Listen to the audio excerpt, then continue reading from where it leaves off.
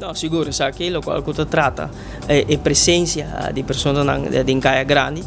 sa che sta lo qual cosa un prerogativa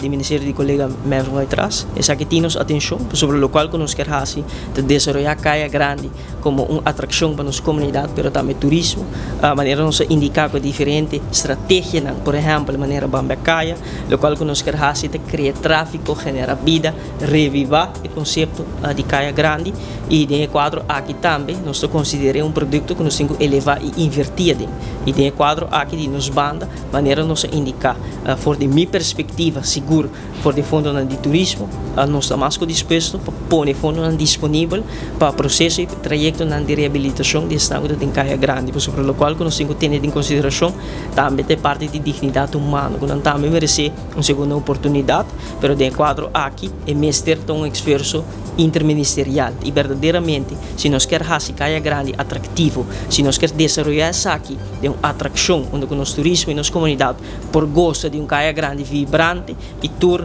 e indicação e a motivação que tem de comerciante em Caia Grande, então mostra que nós logra realizar essa aqui e parte de visão e estratégia de governo do gabinete APP Futuro tapa invertir no centro de cidade de Oranjestad, essa aqui segura um ponto de discussão que pronto nós vamos por um anúncio.